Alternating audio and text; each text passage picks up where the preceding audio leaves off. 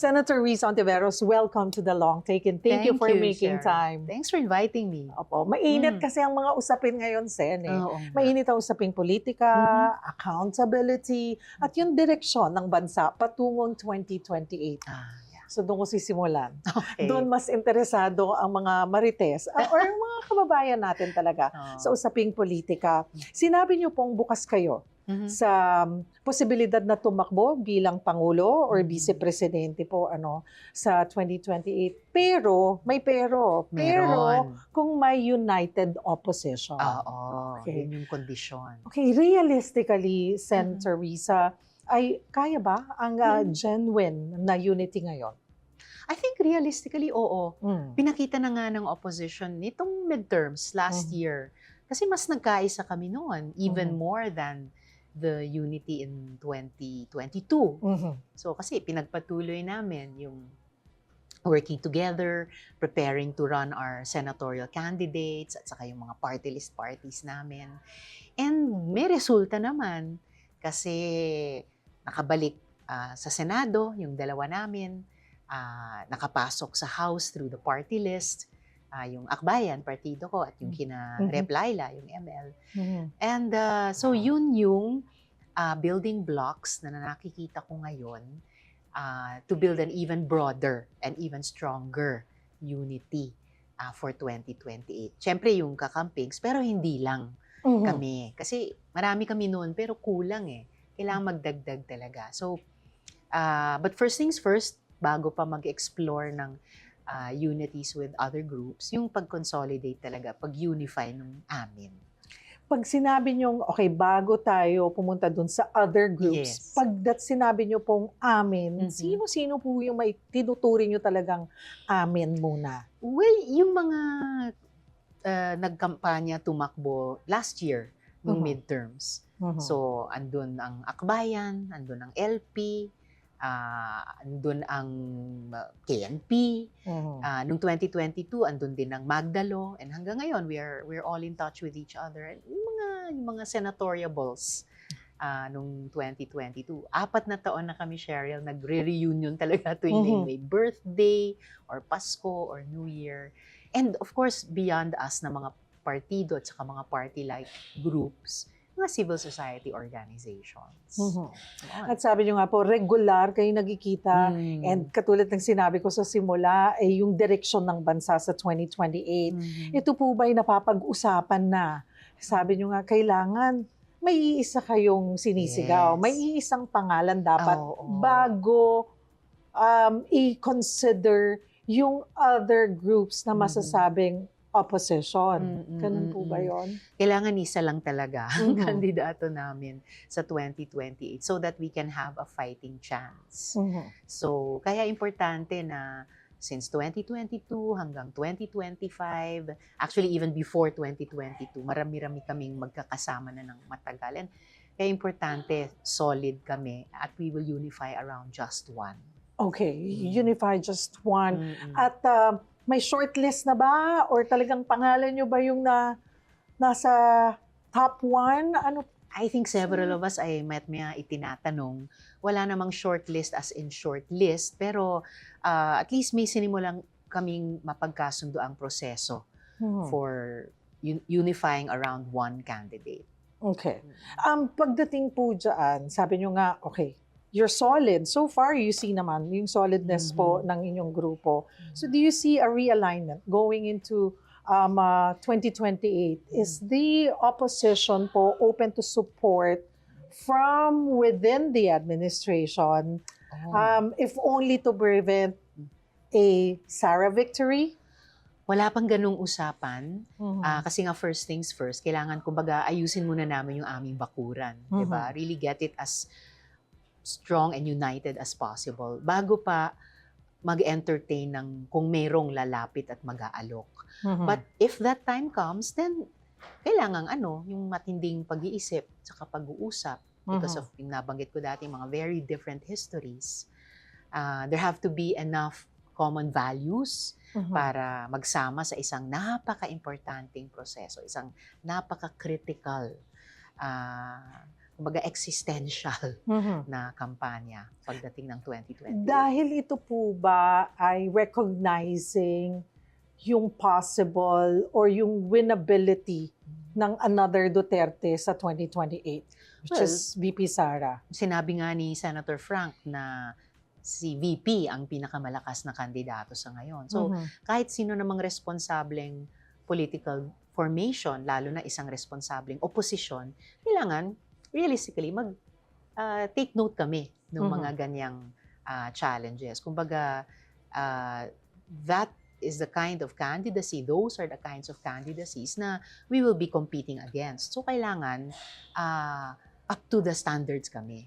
Mhm. Oo. Sabi niyo mahalaga yung common values. Yes. Bago kayo mag-entertain or makianib at mas lumaki ang united opposition. Mhm. Common values. Anong common values po yung sa tingin yung non-negotiable para sa inyo? Well, yung common values sa amin, sa oposisyon, na napagkasunduan, kumbaga tinatayuan namin in the last decades would include, I would suppose, good governance, transparency and accountability, kaya yung anti-corruption ang lakas sa amin. Mhm. Tapos economic reforms din para i-grow yung economy natin. And at the same time, mas ma-share ang stake dito at saka yung pakinabang dito ng mas maraming Pilipino. And a real unity talaga.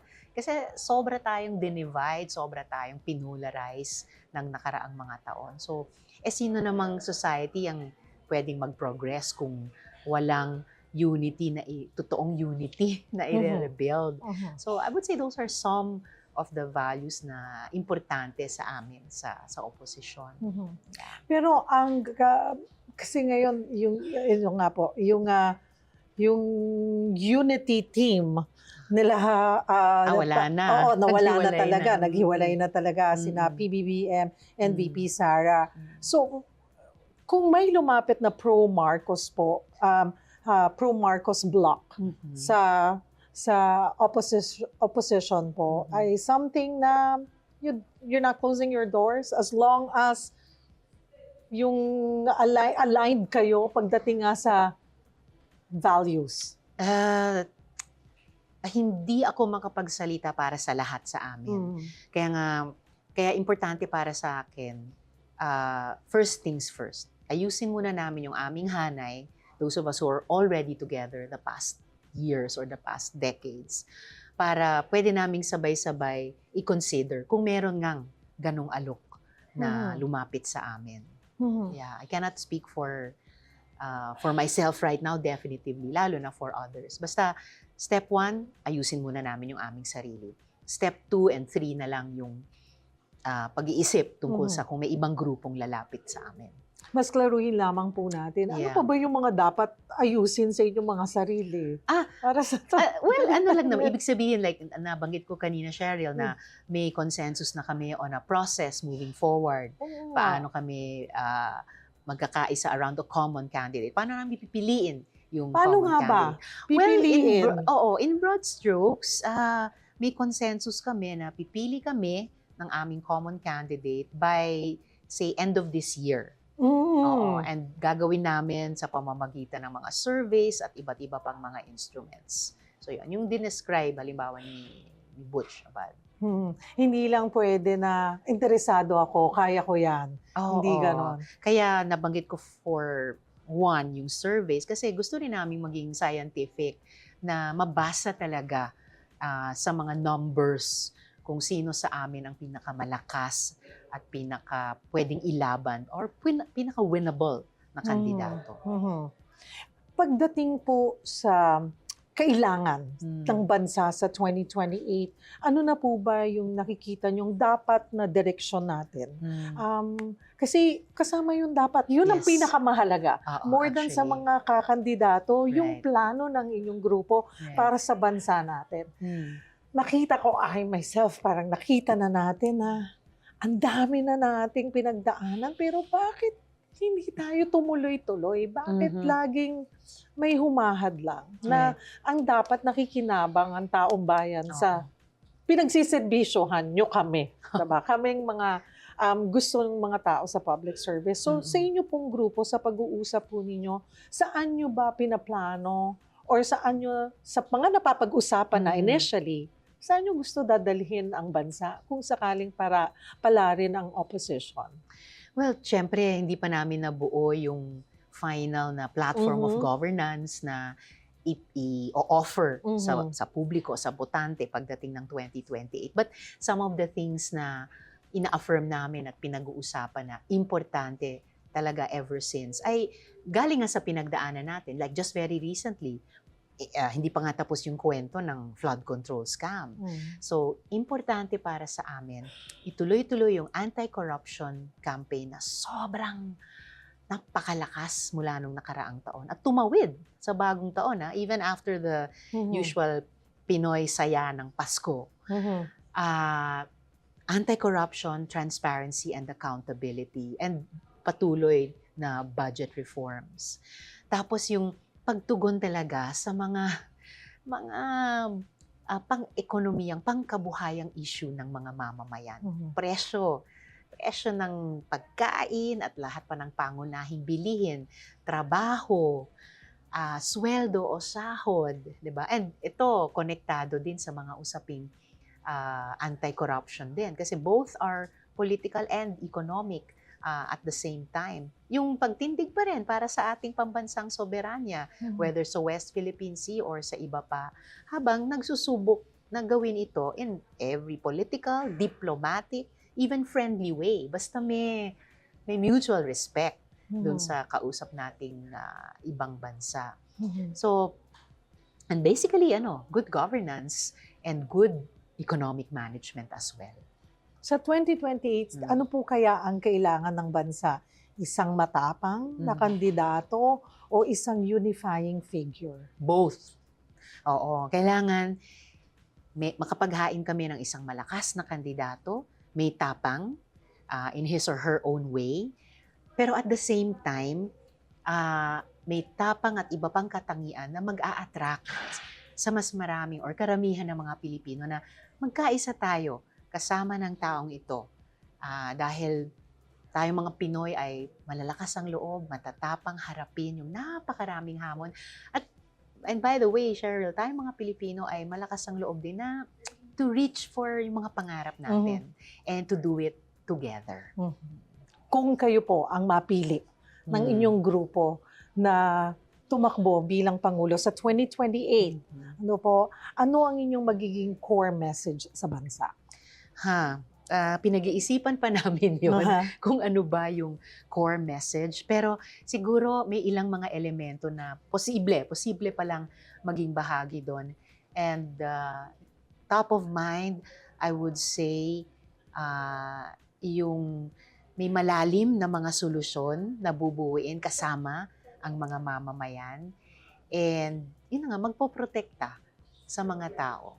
I think those are among the elements nung bubuuin naming message. This time, yung may magpoprotect, hindi maaabuso na. Oo, di ba? You've been in the politics for a long time. This corruption, this flood control project, were you surprised pa?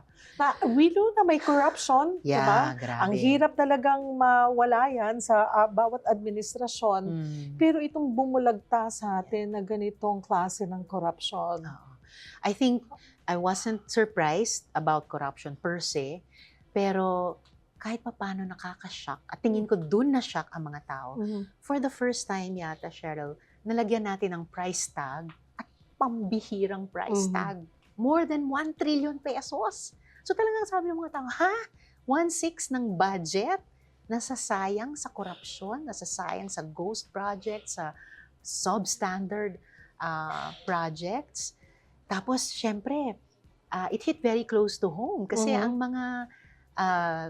mga ibinunyag, ang mga inakusahang mga tao ay matataas sa branches of government, sa mga importanteng departamento, sa mga malalaking entities sa private sector.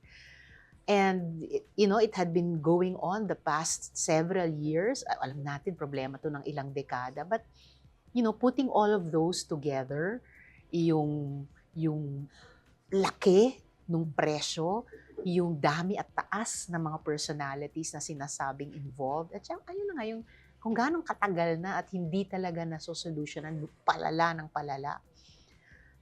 I think, kahit alam na natin yung salitang corruption, talagang iba eh. It hit us in the gut. Kaya hanggang ngayong 2026, daman natin that people are still demanding and expecting and deserve accountability. Ano po ang dapat pang gawin ng pamahalaan ngayon? Naiinip ang mga tao, galit na. Yeah. Tapos ang sinasabi, ayan na naman, nawawala na naman. Nadadivert na naman sa ibang issues. Pero parang wala naman kaming nakikitang resulta dyan sa sinasabing investigasyon nitong flood control scandal. Ang tagal na nandyan na nasa labas, hindi natin mapauwi si Zaldico. Yeah. Ano na nangyari kay dating House Speaker Martin Romualdez? Hindi po maiaalis sa isang ordinaryong Juan de la Cruz na mahirap ipaintindi sa isang ordinaryong Juan de la Cruz na ang daming proseso, hindi yan Yun. basta-bastang iimbitahan mo lang at ikukulong. Parang impatient na ang mga tao. So, ano pa ang dapat gawin o tingin nyo na dapat gawin ng pamahalaan para maniwala pa kami sa inyo na talagang susolusyonan ng korupsyon or mapapanagot itong mga taong talagang nagnakaw? Well, naiintindihan ko talaga yung impatience, Cheryl, ng mga kababayan natin. Kasi lahat nagtatrabaho, nagbabayad ng buwis. So, syempre, nag-e-expect na yung mga proyekto tulad ng flood control na kailangan natin dahil taon, binabagyo tayo at bumabaha, ay napoproduce at dekalidad. Makakasalba sa mga buhay, sa mga bahay, sa mga hanap buhay. And then, syempre, itinaas yung expectations dahil nag-iimbestiga kami sa Blue Ribbon Committee sa Senado. Nagbuo at nag-imbestiga ang Independent Commission on Infrastructure. Nagsimulang maghain ng mga kaso sa mga korte natin. So, naiintindihan ko yung impatience. But yes, may ilang mga prosesong nagsimula na, napapunta na dun sa, paglilitis sa mga tao at pagpepreso sa mga mafa-find guilty. Alam ko matagal, problematic din yung ating justice system, pero sana kung pwedeng two things, no? Pwedeng mag-keep the faith pa rin yung publiko, yung mga kababayan natin sa ating mga institusyon, and at the same time, i-hold to account pa rin kami. So, ituloy yung pressure sa amin na mag-deliver. Kasi sinabi namin yun whether kami sa legislature or sila sa executive, sinabi namin, i-deliver namin yung katotohanan, i-deliver namin a measure of justice. So, both sana habaan ng kababayan natin ang PC nila, at the same time, keep up the pressure on us para we can do what we said we would do. Siguro yun ang tanong ng marami. May aasahan ba talaga kami, Sen? Well, I have to say yes. Sorry naman. Okay lang, it's fair. Oo, talagang ang mga taong fair bayan. talaga. Opo. Fair enough talaga yan. Nagsusumika po kami at intention namin na mag-deliver. And even at the cost of a difficult and even painful process, for example, sa Senate. Yeah. Dahil meron kaming mga kasama na implicated talaga. So, pero wala kahit mahirap, kahit masakit, kailangan naming gawin yung prosesong yun at harapin yung mga natural consequences niya. Just to bring the investigation, to bring the budget reforms na sinimulan last year, to bring the public outcry to its rightful conclusion. Kamusta po ang dynamic sa loob ng Senate? Dahil nga, ayun nga, meron talagang na-implicate ng mga kapwa nyo senador. Meron ba din tension or medyo awkward or paano ba? Both. Isang problema kasi ng Senate, masyado kaming maliit. Actually, naisip ko, how can 24 people represent 110 million citizens? So, saka na, pag mas tamang panahon, dapat talaga pag-isipan yan for constitutional reform. The fact na napakaliit namin, ay hindi ka talaga pwedeng maging manhid kapag may tension, may awkwardness. Ah, so we are civil towards each other. Pero sa ganitong mga issue na fundamental issues na, I guess alam namin na more or less each of us has taken a stand already. And yun, we will see things to their logical conclusion. Kahit pa mahirap, kahit pa masakit, but yun yung dinedemand ng panahon sa amin at dinedemand ng ating mga kababayan. Puntahan ko naman po sa impeachment, pero Mm. may kasama pa rin political motives. Ano po, sinabi po ni VP Sara Duterte na ang impeachment complaint ay political harassment. At inuugnay po sa posibleng 2028 bid po ninyo. Sinabi po niya yan sa kanyang statement. Personal ba ito sa inyo or purely constitutional duty ang impeachment? It is the constitutional duty of Senate na kung at kapag may i-transmit sa aming impeachment complaint ng House na umupo kami bilang senator judges at timbangin yung mga ebidensya na ipepresenta sa amin nun at magdesisyon, bumoto tungkol sa impeachment complaint on the basis of that evidence. And ako, klaro sa akin, yun ang magiging tungkulin ko kung may umabot sa aming impeachment complaint. At naghahanda ako ulit sa ganon para maging senator judge. Nagulat ako dun sa sinabi ni VP Sara kasi tinanong siya about impeachment tapos binanggit niya yung pangalan ko, pangalan ng partido namin. Tapos idinugtong pa niya sa election.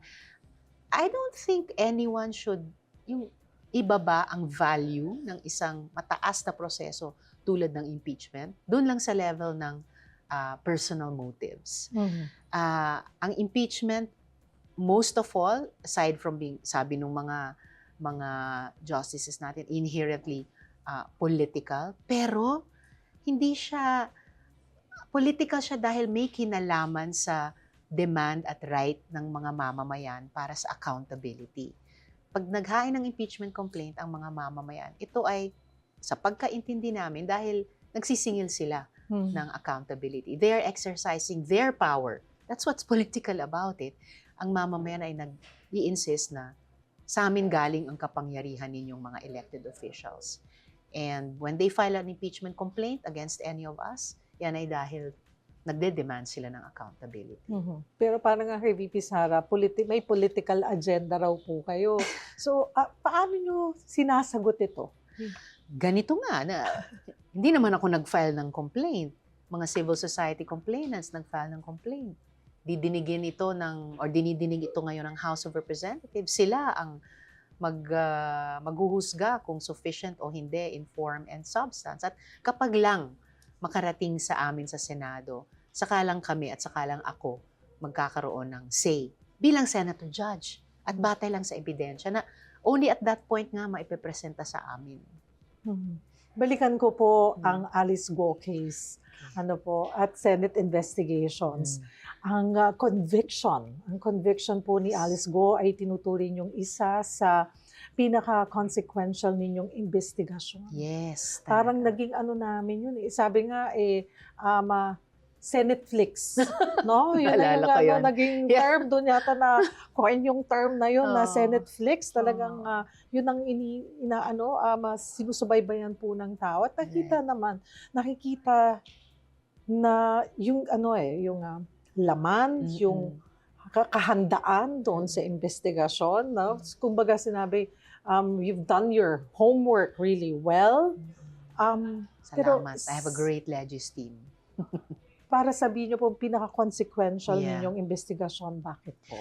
Kasi 4 na taon namin binunuyan. Kumbaga, the height or the depth si Guo Huaping o si Alice Guo. It was all about POGOs from the start. Nagsimula yan kasi may NGO na nagreklamo na nararanasan nila na mga Chinese POGO workers ang nagpo-prostitute ng ating mga kababaihan at batang Pilipino. So, inimbestiga namin yun. So akala ko, nung natapos na yung phase ng investigation yun, maisasara na namin yung tungkol sa POGO. But wait, there's more. May mga Pinoy na BPO workers na ah, dinala sa opisina ko ang isang Taiwanese woman na illegally ni-recruit from Taiwan, pinangakuan siya ng trabaho na interpreter or translator sa isang kumpanya dito. Pagdating niya dito, Pogo company pala, kinonfiscate ng mga mainland Chinese bosses niya yung kanyang passport, and then dinitain na siya dito. Sinexually harassed pa, and they forced her to work in a Pogo. So, tumulong yung office ko na ma-rescue siya, and that became the second part of our Pogo investigation. And then, sumabog yung Pastilla scam investigation. Pogo-related na naman. Nagkaroon kami doon ng mga whistleblowers mula sa loob na implicate ang Bureau of Immigration dahil sa pang-aabuso nila sa visa upon arrival. So parang pangatlong wave na yon ng pag-expose namin sa napakamasasamang epekto ng Pogos. Sa kabila nung maagang pangako niya na dagdag na revenues to sa gobyerno, dagdag na trabaho sa mga Pilipino. And then finally, nung pasara na kami sa investigasyon sa Pastilla scam, eto na.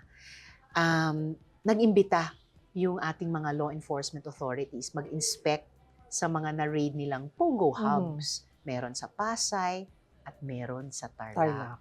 Yun.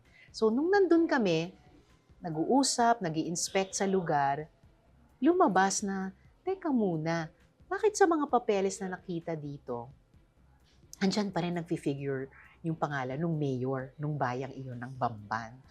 So, inimbita namin siya to the next hearing, friendly invitation, as a friendly witness.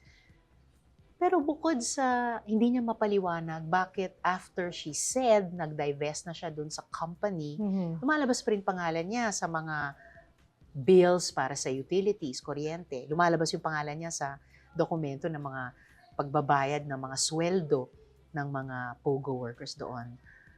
And then, yung ibang mga aspeto lumabas pa na hindi niya maipaliwanag yung kanyang pagkatao. So, na-unearth namin in succeeding hearings yung pagkukunwari lang pala niya bilang Pilipino when actually, Chino siya. So, paano nakatakbo bilang mayor ang isang dayuhan?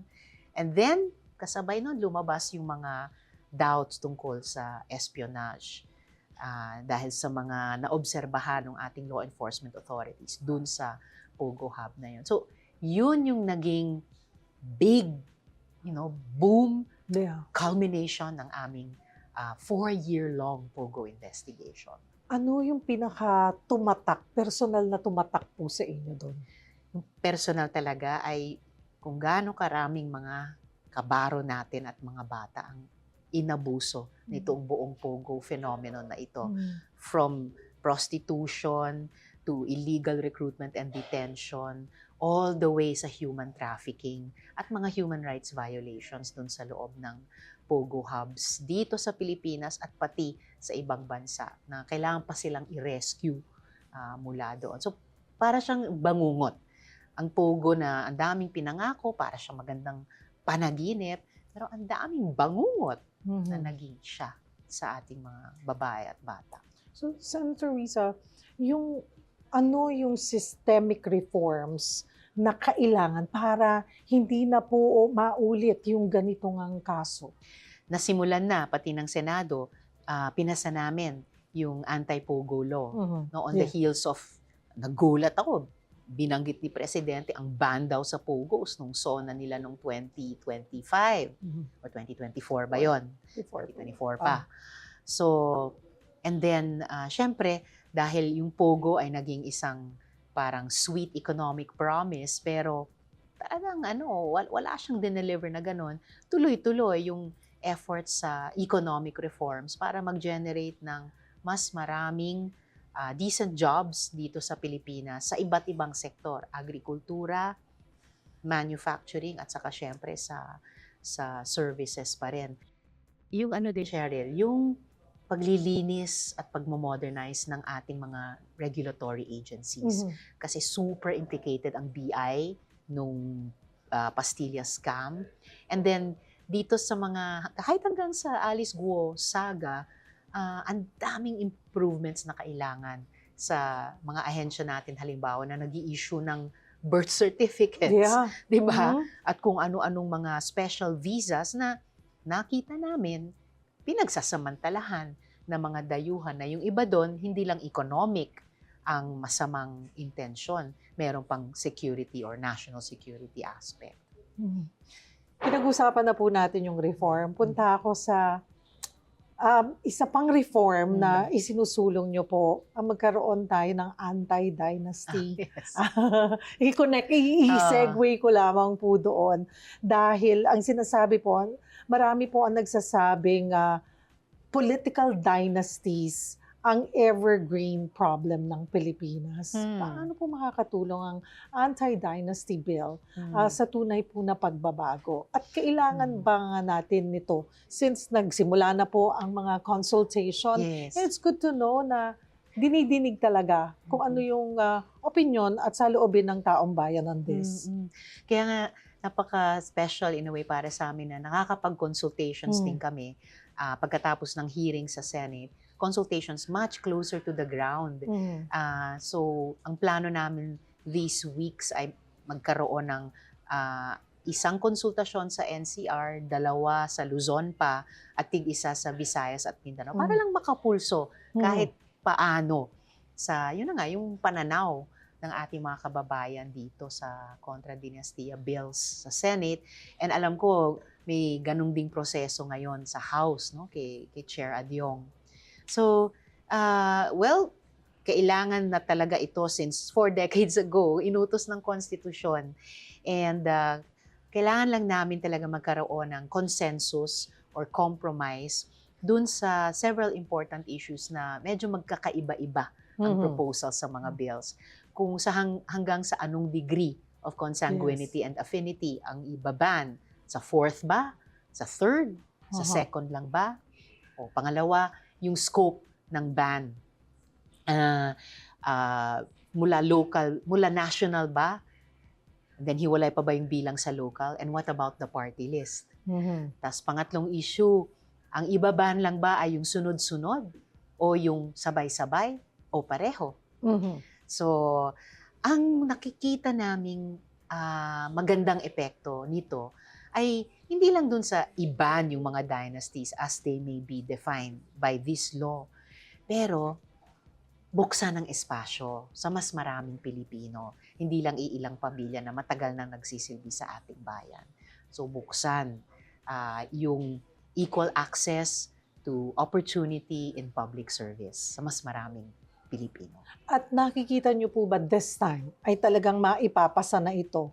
After, sabi nga natin, 4 decades. Yeah. Ay, ngayon lang ako nakakita ng mga senyales na kung totoo, kasi tinatanong ako, seryoso ba yan? So, subukan natin. Ever since, kasi dati may mga na-file na, nare-refile na anti-dynasty bills, naglalaho lang, hindi lumalabas sa komite. Ngayon, for the first time, Cheryl, 6 ang bill sa Senado. 7 kaming authors. So, 1/4 ng Senado, simula pa lang, ay authors. Sa House, meron silang 22 bills, kasama yung speaker nila, kasama yung majority leader nila. For the first time din, ang anti-dynasty bill ay listed, number 1 at that, na priority legislative agenda ng LEDAC, yung Legislative Executive Development Advisory Council, na ang chair nun ay ang presidente. So, di ba, ngayon pa lang nangyari yung ganito. So, sabi ko, samantalahin natin ang pagkakataon at mag-craft tayo ng batas, ang pinakamagandang kakayanin natin at this point in time, para at least magsimula na baguhin yung terrain on the ground. Pressure na po ba ito mula sa publiko? Or sincere, yung, though I know you've been pushing for this, sa tagal niyo po sa politika, but ngayon lang, ganun karami nga ang nag-push for this. But is it more of pressure sa taong bayan? Or in a way, yung mga talagang nagsusulong na ito ay talagang sinseridad na nakikita nilang hindi nakakatulong sa sistema? I hope it's partly that, no? Yung sinceridad. Kasi pag tinatanong ako ng mga tao, sincere ba sila? Sincere ba sila? Sabihin ko, subukan natin. Or Kasi baka hindi ko kasi- masabi sa inyo. Or ba kasi, nakita nila na, oy, this is kind of popular. Magiging popular posible ako rin. dito, baka ganon. Posible Diba? rin, hindi mo maalis sa aming mga politiko yan. Aha. Pero as for pressure, I think totoong-totoo na yung pressure kaugnay ng flood control scam ay naging konteksto rin na uminit yung issue ng anti-political dynasty. Yung flood control scam din kasi naging context na nakapag-push kami ng mas maraming reform sa budget process at pati sa na-produce naming budget last year for this year, 2026. So, palagay ko, yung ganyang mga pressure from different sides ay nagpapaluto sa pananaw namin dito sa issue ng anti-political dynasty. Habang maraming issues pa rin na pinag-uusapan, lumalapit ang 2028. Siguro mas grabe rin po ang misinformation ngayon, ano? Grabe. And political attacks. Oo, terrible talaga. As in. How are you dealing with that? How do you deal with it? Kagaya yung kumalat na yung may budget insertion po na 3 billion? Hello. Oh. My God. Unfortunately, sa fake newsers at trollers na yan, kompleto ang resibo ko na lahat ng mga pinropose kong amendments ay may either ordinance or resolution at may program of works at nung na-execute na yung proyekto may parang certificate of completion by the implementing agencies. Samantala, wala silang maipakitang resibo dyan sa mga pinagsasabi nilang insertion. I've never made an insertion, Cheryl, kasi ang insertion ay yung improper na amendment. Improper kasi ginagawa pag tapos na ng period of amendments. Lahat ng amendments ko ay during the period of amendments. Kaya either tinatanggap or nire-reject ng buong Senado sa period na yon. May viral video din na nag-aakusa sa inyo ng pagbabayad nga ng witness. Medyo matagal na rin yan, yung sa probe kay Kibuloy. Right. Ano po? Ano ang epekto nito sa inyong credibility at sa proseso? Kailangan ko talagang sagutin yan. And I have also, aside from a great Legis team, I have a great comms team. Actually, grabing pasalamat ko sa kanila. Silang nag-absorb ng maraming blows at God, psychological pressure sa akin. Kasi sila yung nagsisift through itong mga disinformation na ito. And the past, the past 6 years at least, talagang tuloy-tuloy yung pag-pushback namin, pagsagot sa mga fake news at paglabas ng ano yung katotohanan sa bawat issue ito. And I have to do that kasi yun yung pinaka dahilan na nagtatrabaho ako sa larangang ito na meron akong pinaninindigan at na hindi ko sinusuko sa anumang mga anumalyang binabato nila sa akin na panay kasinungalingan naman. And by the way, as for that viral video, the court has spoken. Oo, kasi nag-find na ang Department of Justice, for starters, na yung reklamo ko kay Michael Maurilio ay tumatayo on solid grounds. So may filed criminal case laban sa kanya at may inissue na warrant ang korte na nagsinungaling siya na ang opisina ko daw ang lumapit sa kanya, nagbayad, nagpilit sa kanya. No, naniwala ang DOJ at naniniwala ang korte na siya talaga ang lumapit. At yung video na inilabas niya laban sa akin tungkol sa investigasyon ng Senado kay Apollo Kibuloy ay kasinungalingan. Itong misinformation, fake news, hindi siya mawawala. I don't think. I hope at lalong eventually, lalala pa pero pagka-come 2028, nararamdaman nyo yan. I see your team, mga kabataan, youth. Battle scarred sila na yan. din naman ang tumutulong sa atin na mas maintindihan kung paano ngayon ang teknolohiya, diba? Sa fake news. Pero isa sa mga sinabi po ni VP Lenny, Mayor Lenny, ay yung minaliit yung mga trolls during the time nung kanyang candidacy. nung tumakbo siya sa pagkapangulo, anong take nyo on that? Yung sa mga trolls, ano rin ang advice ng mas nakakaintindi sa atin sa digital world? I actually made the same mistake at first. Mhm. Hindi namin agad-agad na sinagot. Kasi para siguro din si Mayor Lenny, akala namin noon, ay kasinungalingan naman yan Aha. hindi naman maniniwala ang tao at alam naman nila yung totoong ginagawa mong trabaho. So, mabuti na lang sooner rather than much later, nag-change tack talaga kami. So hanggang ngayon, sinasagot talaga namin. Mhm. Pinasisinungalingan talaga namin. And we keep putting out what's the news, the real stuff Mhm. about my work at yung stand ko sa iba't ibang issues. Kasi nanuot na yung, hindi lang kulturang iyon, yung sistemang iyon at yung business model na iyon ng fake news at trolling. So, kailangan talaga siyang i-dismantle by legislation, and not only by legislation, by active citizens, active netizens na organisado rin online. At kailangan ding i-dismantle by, putulin yung revenue stream niyan. Mhm. Sa pagsagot nyo, Senator Risa, kayo very data-driven. Laging may resibo ang inyong posts. Kompleto. Oo. Intentional strategy pa talaga ito to connect with young voters. Oo, and young and not so young voters as well. Just to show, kasinungalingan yung sinasabi. Kasi ito yung mga resibo, ito yung mga dokumento na nagpapakita ng the exact opposite. And di na rin ako nahihiya to show how I feel about this fake news. Kasi talagang, kailangan basagin yung confidence ng mga nagkakalat ng fake news by showing how strongly I feel against this, no? And how strongly I feel for hindi pwedeng dumihan yung track record ko ng ganitong klaseng mga fake news. At pagdating sa misinformation and fake news, lahat tayo pwede maging biktima. Oo, Senator Risa. Anyone online, lalo na tayo mga babae. Sapat ba yung ating digital safety laws ngayon?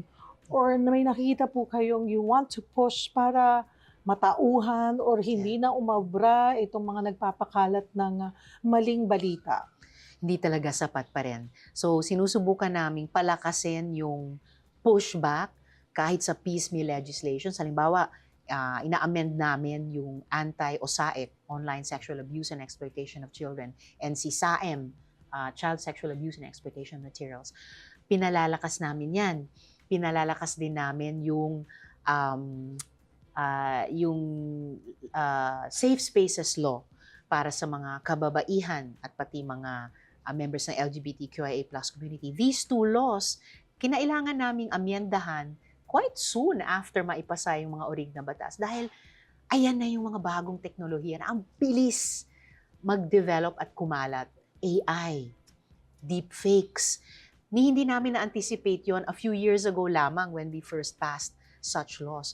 Pero kailangan naming i-address yun. Kaya sinisingil namin yung accountability ng mga social media platforms, mga selling platforms, mga at iba pang mga internet intermediaries, pati yung mga payment platforms. Binibigyan namin ng obligasyon at kapag nagkulang sila ay dapat may penalty, may parusa. Pinalalakas namin yung mga regulatory agencies, pinalalakas namin yung mga law enforcement agencies here and abroad. Kasi global yung problema So, kailangan global din yung response at yung solusyon. Senator Risa, babalikan ko yung unang pinag-usapan natin. Okay. Sa dami ng pinag-usapan natin, problema ngayon sa bansa, kailangang ayusin, reforms na kailangang gawin. Handa ka ba tumakbo sa pagkapangulo sa 2028? I think isa ako sa oposisyon na hinahanda ang sarili. Kailangan maghanda. First priority, pagkaisahin, i-unify, i-unite. And kasabay nun, and second priority, kailangan ako at bawat isa sa amin maghanda sa posibilidad na yon. Dahil napakalaking trabaho na kailangan talaga ng ating bayan at kailangan kung sino man sa amin ay tumakbo, kung maging Pangulo o Vice Presidente, dapat talaga ibubuhos ang buong sarili and kailangan up to the job kami. Anong nakikita niyong klaseng laban magkakaroon sa 2028? Oh. We know very solid ngayon ang inyong opposition team, pero yung makakalaban nyo? Matinding laban yan. Mhm. Napakatindi.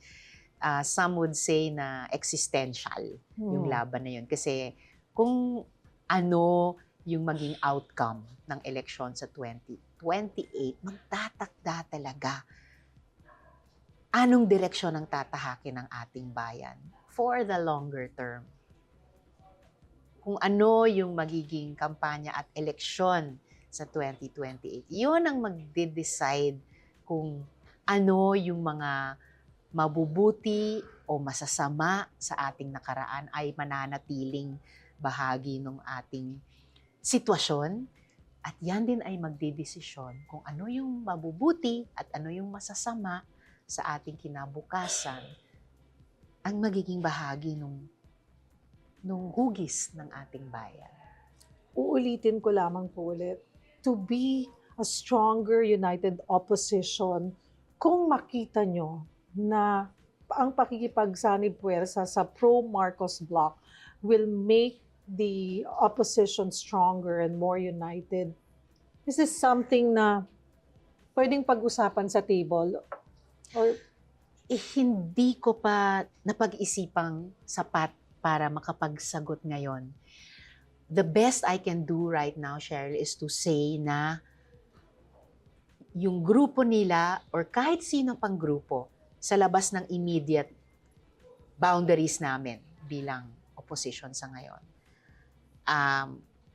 kailangan naming pag-usapan muna and pag-isipang mabuti at magkaroon ng maayos na basis para magdesisyon. Never forgetting na we need to campaign strongly and we need to finish strongly sa 2028. Hindi ko palang mapagsama-sama lahat yon sa ngayon.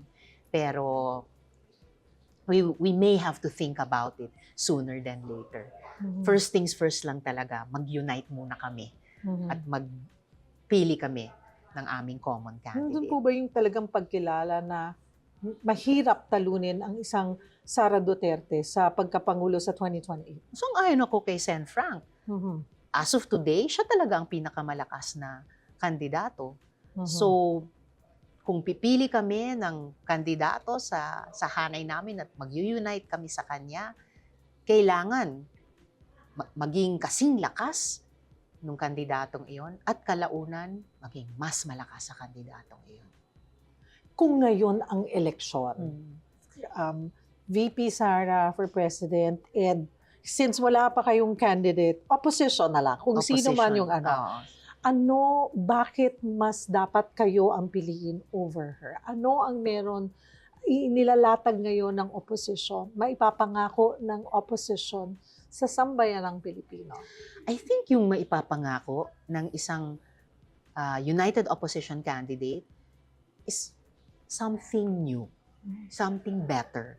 So, hindi pag-uulit sa isang nakaraan na nasubukan na natin, kundi something different and better. Kasi dapat naman siguro sa pagsulong sa kinabukasan, oo, maging bukas tayo, panatilihin ang mga mabubuti mula sa nakaraan. Pero, iwan din natin yung mga lumang bagay na nasubukan na natin na we want something better. At yun yung ika-craft ng opposition. Ano yung something new, something different, something much better than we have experienced in the past. Yung may tunay na compassion, malasakit. Importante yung pagmamalasakit sa bawat kababayan. Isama natin yung strength na binanggit mo kanina kasi kailangan malalakas tayong lahat at malalakas yung mga leader natin para bakahin yung napakaraming mabibigat na hamon. Kailangan magpoprotekta kasi deserve naman ng ating mga kababayan to feel secure, to feel safe. And, ayun, something better para mapalakas pa rin yung pag-asa natin. Poprotektahan mo ba kami? Oo naman. Ayun. Bilang kababayan Ayun, pa oh. lang. Oo, poprotektahan Oh, let's kayo. let's end this sa light segment. Senator Risa. Something light but kind of revealing. Oh, Revealing. feeling. Simple lang po ito. Just a fun part. Senate floor or theater stage? Dahil alam namin nag-theater ka. Hirap. Oo. Siyempre, Senate floor sa ngayon. Pero eventually, promise, theater stage. Babalikan ko talaga. Isang batas na pinaka-proud ka. Isa, expanded maternity leave law. Isa na yon. Isang issue na hindi kayo pinapatulog. Karahasan. Hit ko talaga yung violence. Pinaka-stressful na committee hearing. Nako. Pinaka-stressful, yung kaharap ko si dating presidente. Sino dating presidente? Teka, maging clear lang tayo. Si Duterte. Ayun. Sinong senador ang gusto nyong makadebate? Enjoy akong makadebate sina Sen Sherwin, syempre si Sen Ping, of course si SP. So enjoy akong makadebate. Of course, Sen Kiko, for Sen Bam. Enjoy akong makadebate yung mga kasama kong senador na tulad ko naghahanda rin sa interpellation. Tapos, may mga very good na proposed amendments. Ayaw nyo makadebate na senador? Ayaw kong makadebate. Hindi ko na lang babanggitin. Kala ko makakalusot ako doon eh. Sorry. Biggest misconception about you? Biggest misconception about me? Na mahina ako. Siguro kasi very motherly. Very how motherly. you Tas speak, Ilongga ako. So, Ilongga, yung malambing pananalita talaga. ako, malambing. Oo. One word for 2028. One word for 2028? Nako, pwede yung hyphenated. Fight of our lives. Throwback tayo ng kaunti. You once performed sa The Sound of Music with Miss Lea Salonga. Yes, with Lea, Monique Wilson, Menchu, and Raymond Lauchenko. Pinapractice mo pa ba yan? I enjoy singing kahit pagkakataon? Or pag nasa-stress ka Solidarity ba? Night, kumakanta ako pag nasa-stress. Naririnig nyo ba siyang kumakanta? Oo, dinig ng mga office mates ko. Makakantahan nyo sila? Oo. Kaya kanina when we were starting, medyo nag-hum kayo. Nag-hum kayo ng konti. Kung musical ang Philippine politics, ano ang title nito? Wow, gandang tanong yan Kailangan pamagat ng sine. Ganito kami noon. Paano kayo ngayon? Thank you so much for joining us. Thanks so much Senator too. Risa Ontiveros. Very welcome. Salamat po.